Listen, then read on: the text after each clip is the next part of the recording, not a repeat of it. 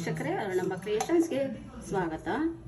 ಈಗ ರಾಗಿ ಹಿಟ್ಟು ರಾತ್ರಿ ಕಲಿಸ್ಕೊಂಡಿದೆ. ಈಗ ಬೆಳಗ್ಗೆ ಹೊಯ್ತಾ ಇದ್ದೀನಿ. ಬರೀ ನೀರಲ್ಲಿ ಕಲಿಸ್ಕೊಂಡಿದ್ದೀನಿ ಅಷ್ಟೇ.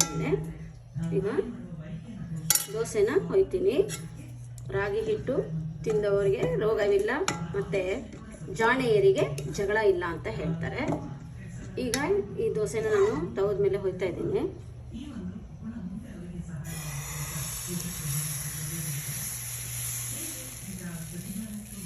ಎಷ್ಟು ಚೆನ್ನಾಗಿ ಬರ್ತಾ ಇದೆ ನೋಡಿ ದೋಸೆ.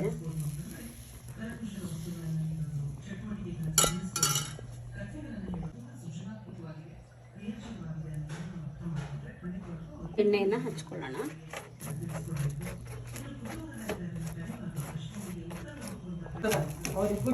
ರಾಗಿ ರೊಟ್ಟಿ ತಿನ್ನೋದ್ರಿಂದ ಹೆಲ್ತ್ಗೆ ತುಂಬ ಒಳ್ಳೆಯದಿದು ನೋಡಿ. ದೋಸೆ ಚೆನ್ನಾಗಿ ಬಂದಿದೆ. ಇದನ್ನು ನಾನು ಟೊಮೆಟೊ ಉಪ್ಪಿನಕಾಯಿ ಜೊತೆಯಲ್ಲಿ ಸರ್ವ್ ಮಾಡ್ತಾ ಇದ್ದೀನಿ. ತುಂಬ ಚೆನ್ನಾಗಿರುತ್ತೆ. ಆರೋಗ್ಯಕ್ಕೆ ತುಂಬಾ ಒಳ್ಳೆಯದು. ಕ್ಯಾಲ್ಶಿಯಂ ಇರೋದ್ರಿಂದ ನಿಮ್ಮ ಮೂಳೆಗಳೆಲ್ಲ ಗಟ್ಟಿ ಬರುತ್ತೆ.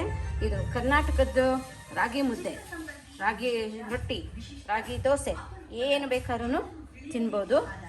ಇದನ್ನು ನೀವು ಮಾಡಿಕೊಂಡು ತಿನ್ನಿ. ಆಮೇಲೆ ಕಮೆಂಟ್ ಮಾಡಿ, ಶೇರ್ ಮಾಡಿ, ಹಾಗೆ ಲೈಕ್ ಮಾಡಿ, ಸಬ್ಸ್ಕ್ರೈಬ್ ಆಗೋದನ್ನು ಮರೆಯಬೇಡಿ ವೀಕ್ಷಕರೇ. ಮತ್ತೊಂದು ವಿಡಿಯೋದಲ್ಲಿ ಭೇಟಿಯಾಗೋಣ. ಅಲ್ಲಿಯವರೆಗೂ ನಮಸ್ಕಾರಗಳು.